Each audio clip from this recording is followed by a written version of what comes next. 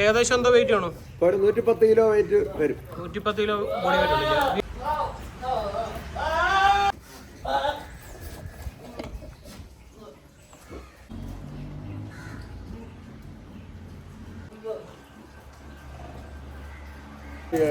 പാൽപ്പല്ല് 8 മാസം അങ്ങനെ വളർത്തിയെടുക്കുകയാണ്. എൻ്റെ പേര് ജോണിയാണ്. ഞാൻ തിരുവനന്തപുരം ജില്ലയിൽ കാട്ടാക്കടയിലാണ് എൻ്റെ വീട്. ഞാനൊരു 40 കൊല്ലം കൊണ്ട് ആട് കൃഷിയായിട്ടാണ് പോകുന്നത്. കുട്ടനാടുകളെ കൊണ്ട് നിറഞ്ഞിരിക്കുകയാണല്ലോ ഇവിടെ. ഏതൊക്കെ ബ്രീഡുകളാണ് ഇവിടെ വളർത്തുന്നത്? ഇവിടെ വളർത്തുന്നതെന്ന് പറയുമ്പം പഞ്ചാബി ബീറ്റിലുണ്ട്, ഹൈദരാബാദി ബീറ്റിലുണ്ട്, സിലോഹിയുണ്ട്, ജാപ്പി ജമുനാപ്പേരി ഉണ്ട്. എനിക്ക് തോന്നുന്നു 10-ൽ കൂടുതൽ മേലുകൾ തന്നെ വലുതുണ്ടെന്ന് തോന്നുന്നു. 10-ൽ കൂടുതൽ മെയിലുണ്ട്. ഇത് 1 വയസ്സ് പ്രായമുള്ള ജമുനാപ്പേരിയാണ്. ഹൻസയാണല്ലേ? ഹൻസ, ജമുനാപ്പേരി ഹൻസ. ഇത് നല്ല സൗന്ദര്യമുള്ള ഒരു മെയിലാണ്. സൗന്ദര്യത്തിൽ പേര് കേട്ട ഹൻസയാണ്. നല്ല പിങ്ക് സ്കിൻ ഉള്ളത് അല്ലേ? മൊത്തം പിങ്കാണ്. കൊമ്പ്, കുളമ്പ് എല്ലാം പിങ്കാണ്. ഹൈദരാബാദി ബീറ്റിലാണ് ഇത്. 22-ന് 9 ആണ് ഇതിൻ്റെ ചെവിയുടെ ഇറക്കം. ഇത് സിലോഹിയാണ്. ഇതാണ് സിലോഹി മേല്.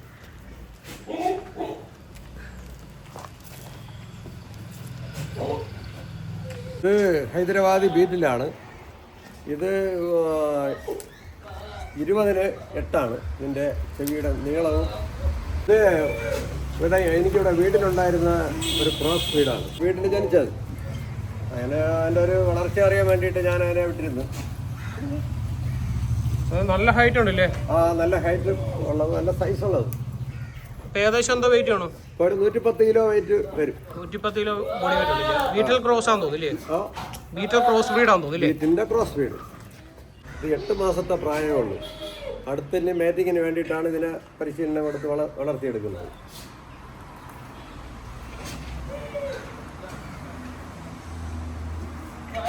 ഇത് പഞ്ചാബി ബീറ്റിലാണ്. പഞ്ചാബി ബീറ്റിൽ ഇതാണിപ്പോൾ മേറ്റിങ്ങിന് വിടുന്ന മെയിലാണ്. ഇപ്പോൾ 2 ഉണ്ട്. ഒന്നിപ്പോൾ ഞാനൊന്ന് വേറെ വാങ്ങിയതേ ഉള്ളൂ. അതിൻ്റെ ഒരു 2 മാസം കൂടെ കഴിഞ്ഞിട്ട് അത് നമുക്ക് മേറ്റിങ്ങിനായിട്ട് വിടാൻ പറ്റുള്ളൂ.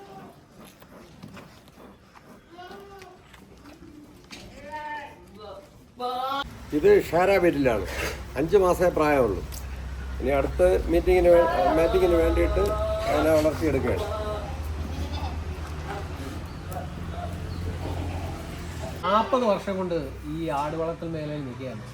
എന്താണ് ഈ ഒരു രംഗത്തിലേക്ക് വരാനുള്ള ഒരു കാരണം? ഞാൻ ആദ്യം ഇത് ഒരു മുട്ടനാടിനെ വാങ്ങി അതിനെ പിന്നെ ക്രോസ് ചെയ്യാൻ തുടങ്ങി. പിന്നെ അതിൻ്റെ പിന്നിൽ പലരും ക്രോസിങ്ങിനായിട്ട് ആടിനെ ഇങ്ങനെ കൊണ്ടുവന്ന് വന്നപ്പോൾ പിന്നെ എനിക്ക് ചെറുതായിട്ട് ബിസിനസ്സും കൂടെ ഉണ്ട്. ആടിൻ്റെ ബിസിനസ്സും ഉണ്ട്. അപ്പം നല്ല പിന്നെ ബ്രീഡുകൾ വരുമ്പോൾ ഞാനിവിടെ വിട്ടയക്കും. അങ്ങനെ ഇപ്പം ഏകദേശം 10 വരെ ഉണ്ട്.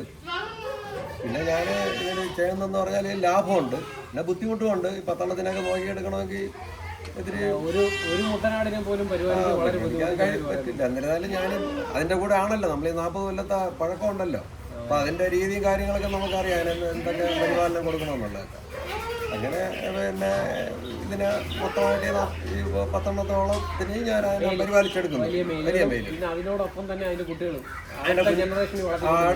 അടുത്ത ജനറേഷൻ ഇതിനെ ഒരു കൊല്ലം 1.5 കൊല്ലമൊക്കെ ആകുമ്പോൾ ഇതിനെ കൊടുത്തിട്ട് അടുത്തതിനെ അല്ലാതെ വേറെ വെളിയിൽ നിന്നൊക്കെ ആട് വരുമ്പോൾ ഇത് ഇൻബ്രീഡായിട്ട് വന്ന് പിന്നെ കുട്ടികൾ അംഗവൈകല്യമൊക്കെ ഉണ്ടാകും. അതുകൊണ്ട് അങ്ങനെ നമ്മൾ വിടില്ല.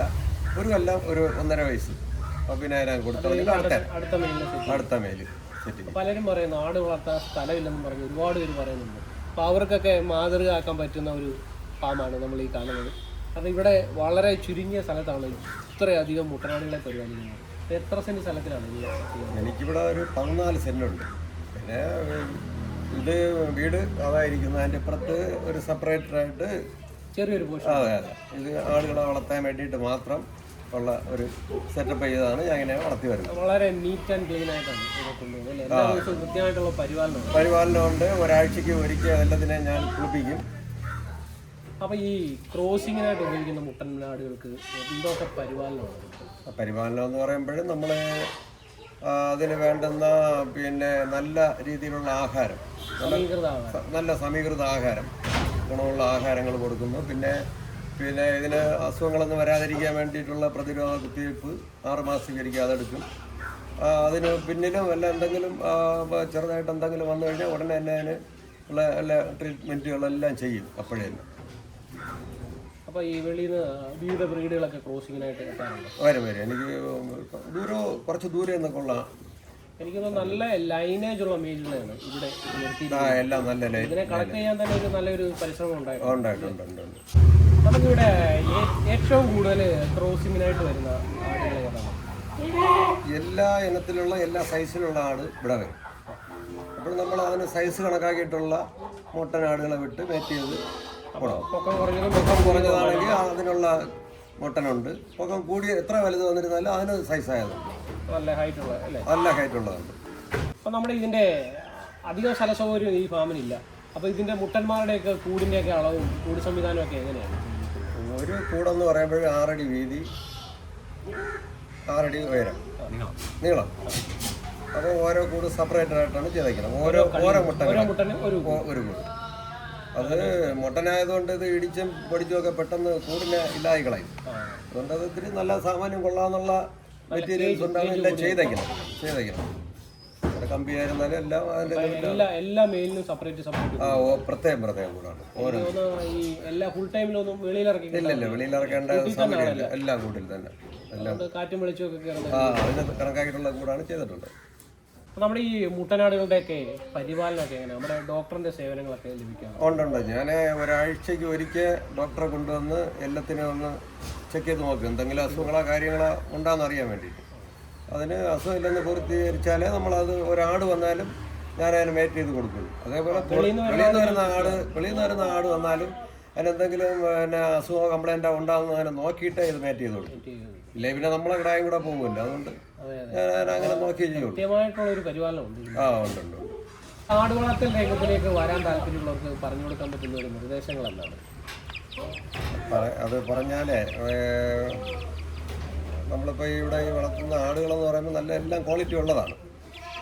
അപ്പോൾ ഇവിടെ മേറ്റിങ്ങിന് ആട് വന്നാലും നല്ല കുട്ടികളെ കിട്ടും, അവർക്ക് നല്ല വിലയ്ക്ക് അത് വിൽക്കുകയും ചെയ്യും.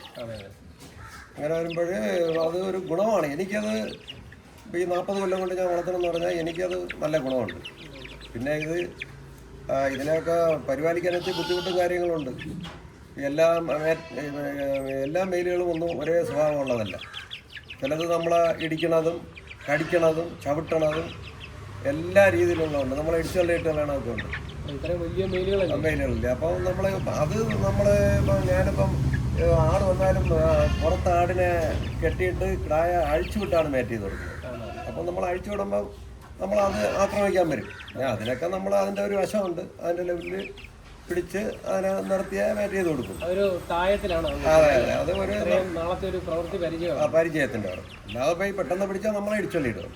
അതിനൊരു വശമുണ്ട്. ആ വശങ്ങളൊക്കെ ആക്കിയിട്ട് ചെവിയെങ്കിൽ ചെവി, താടിയെങ്കിൽ താടി, അങ്ങനെയൊക്കെ നമ്മൾ പിടിച്ച് നിർത്തിയാണ് അതിനെ മേറ്റ് ചെയ്ത് കൊടുക്കുന്നത്. അപ്പോൾ എല്ലാവർക്കും മുട്ടനാടുകളെ പരിപാലിക്കുക എന്ന് പറയുന്നത് അത്ര എളുപ്പമല്ല. അതിനൊരു പ്രവൃത്തി പരിചയം തന്നെയാണ്. പരിചയം വേണം. അല്ലാതെ ഇപ്പം ഒരാൾ വന്ന് പെട്ടെന്ന് മുട്ടനെ പിടിച്ചാൽ അത് ഇടിക്കും. അതിൻ്റെ ഒരു പരിചയം കൂടെ വേണം. അത് എല്ലാവർക്കും അത് കഴിയുമെന്ന് തോന്നണില്ല. ഞാനിത് 40 കൊല്ലത്തെ പരിചയമുള്ളതിൻ്റെ പുറത്ത് ഞാനിത് ചെയ്തു പോകുന്നു. 10ൽ കൂടുതൽ മെയിലുണ്ട്. എനിക്ക് പറയേണ്ടുന്ന കാര്യമെന്ന് പറയുമ്പോൾ ഈ ആട് വളർത്തൽ നമുക്ക് ഏറ്റവും ലാഭമാണ്. ഇത് ആർക്ക് വേണമെങ്കിലും വളർത്താം, സ്ത്രീകൾക്ക് വേണമെങ്കിലും ഇത് വളർത്താം. ഇത് നമ്മളിപ്പോൾ സ്വർണ്ണമായിരുന്നാലും നമ്മൾ അത് കൊണ്ടുപോയി ഉരച്ചു നോക്കി പിന്നെ മാറ്റി നോക്കി എന്നാലേ അത് പൈസ കിട്ടുള്ളൂ. ഇത് നമുക്ക് 10,000 രൂപ ആവശ്യം വന്നു ഒരു കുട്ടി നിൽക്കുന്നു, ഉടനെ ജീവനുള്ളത് ഉടനെ അതിനെ നമുക്ക് പിടിച്ചു വിൽക്കാം. ഉടനെ നമ്മളെ മടിയിൽ പൈസയാണ് ആടെന്ന് പറയുന്നത്.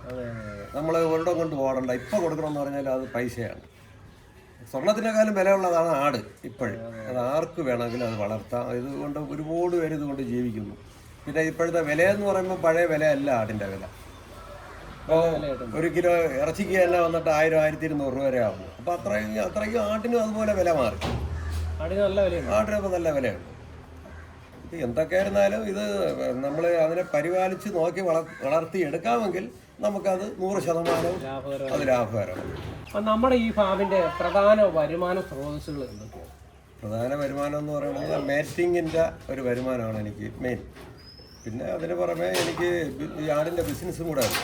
തിരുവനന്തപുരം ജില്ലയ്ക്കകത്ത് എവിടെ വിളിച്ചിരുന്നാലും മീറ്റ് ആവശ്യത്തിന് വേണ്ടി ഞാൻ മറിച്ച് കൊടുക്കണതാണ്. ഞാൻ എടുത്ത് വേറെ മറിച്ച് മീറ്റ് ആവശ്യത്തിന് കൊടുക്കണതാണ്.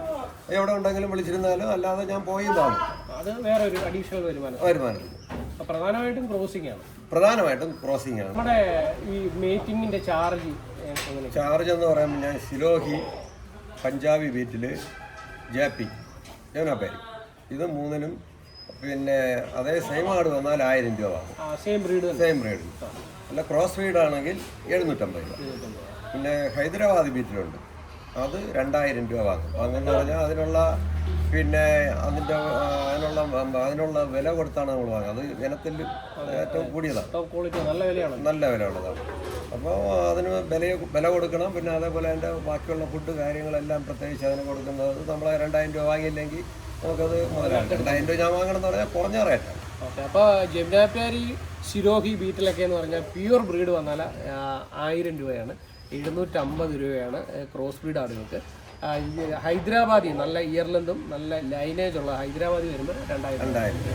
അതാണ് ഇവിടുത്തെ മേറ്റിംഗ് ചാർജ്. അതേപോലെ തന്നെ ബ്രീഡ് ആടുകൾ ഒഴികെ നമ്മുടെ മലബാറി അതേപോലെ തന്നെ നാടൻ ആടുകളൊക്കെ ക്രോസിങ്ങിന് വരികയാണെങ്കിൽ എങ്ങനെയാണ് അതിനെ ഹാൻഡിൽ ചെയ്യുന്നത്? നാടൻ ആട് വന്നാലും അതിന് കണക്കാക്കിയിട്ടുള്ള കുറഞ്ഞ കിടാകളുണ്ട്. അപ്പം നമ്മൾ 500 രൂപ വാങ്ങും. വേറെ അതിന് തരത്തിലുള്ള മീനുകൾ സൈസിനുള്ളത് 500 രൂപയാണ്. 500 രൂപ, അത് 500 രൂപ, അത് ഏറ്റവും കുറഞ്ഞ 500 രൂപ. അപ്പൊ ഏത് ആടുകൾ ഈ നമ്മുടെ ഫാമിൽ എത്തിയാലും ഒന്നും തിരിച്ചു പോകേണ്ട കാര്യമല്ല. എല്ലാ മെയിലുകളും അതിന് സെയിമായിട്ടുള്ള എല്ലാ മാറ്റിങ്ങിനുള്ള എല്ലാ കിടാകളും ഉണ്ട്. അതുകൊണ്ട് പിന്നെ അപ്പോൾ ക്രോസിങ്ങിനായിട്ട് നമ്മുടെ ഫാമിനെ സമീപിക്കുന്നവർ ഏത് സമയത്തൊക്കെയാണ് ഇത് ക്രോസിങ്ങിൻ്റെ ഒരു സമയം എന്ന് പറയുന്നത്? രാവിലെ ഒരു 5 മണി തൊട്ട് ഒരു 10 മണി വരെ കാണുമെങ്കിൽ രാവിലെ ക്രോസിങ് നമ്മൾ 5 തൊട്ട് 10 മണി വരെ. അത് കഴിഞ്ഞിട്ട് വൈകുന്നേരം ഒരു 6 മണി തൊട്ട് എപ്പോഴും വന്നിരുന്നാലും ബുദ്ധിമുട്ടില്ല. ഉണ്ട്. ഇടയ്ക്ക് ചൂട് സമയത്തൊന്നും നമ്മൾ ചെയ്യില്ല. അതെ, ഞാൻ പിന്നെ ബിസിനസ് കൂടെ ഉള്ളതുകൊണ്ട് ഞാൻ അങ്ങോട്ടൊന്ന് പോകും. മറ്റ് ബിസിനസ്സിനോടൊപ്പമാണ് ഈ ആട് ഫാം വളരെ മനോഹരമായിട്ട് കൊണ്ടുപോകും അല്ലേ? അതെ. വേറെ ബിസിനസ്സും ശ്രദ്ധിക്കുന്നുണ്ട്. അപ്പോൾ ആർക്ക് വേണേലും ഇതൊക്കെ ചെയ്യാൻ പറ്റും, മനസ്സ് വേണമെന്ന് പറഞ്ഞു അല്ലേ? അതെ. മാതൃകയാക്കപ്പെടാൻ പറ്റുന്ന നല്ല ഒരു ഫാമാണ് കാട്ടാക്കടയിലുള്ള അരകാത്ത് ഫാം. അപ്പോൾ ഇവിടെ മെയിലാടുകൾ വളരെ വലിയ ഒരു ശേഖരമാണുള്ളത്. 40 വർഷത്തെ എക്സ്പീരിയൻസ് ആണ് ആട് വളർത്തൽ മേഖലയിലുള്ളത്. അതുകൊണ്ട് തന്നെ നല്ല ലൈനേജ് ആടുകളെ ക്രോസ് ചെയ്യാനായിട്ട് നമുക്ക് ഈ അരകാത്ത് ഫാമിനെ സമീപിക്കാം. വീഡിയോയിൽ നമ്പരും മറ്റു കാര്യങ്ങളൊക്കെ നമ്മൾ ഉൾപ്പെടുത്തുന്നുണ്ട്. വിളിക്കുക. നിങ്ങളുടെ അഭിപ്രായങ്ങൾ കമൻറ്റിലൂടെ രേഖപ്പെടുത്തുക. ആട് വളർത്തൽ മേഖലയിലേക്ക് ആൾക്കാർ ധാരാളമായിട്ട് വരണം. കാരണം കാർഷിക ജീവിതം കൊണ്ടേ നമ്മുടെ നാടിന് നിലനിൽക്കുള്ളൂ. അത് ആടായാലും പശു ആയാലും ഒക്കെ തന്നെ. അപ്പോൾ കൃഷിയിലേക്ക് ധാരാളം ആൾക്കാർ കടന്നു വരട്ടെ. വീഡിയോ പരമാവധി ഷെയർ ചെയ്യാൻ മനസ്സ് കാണിക്കുക. എല്ലാവർക്കും നന്ദി, നമസ്കാരം.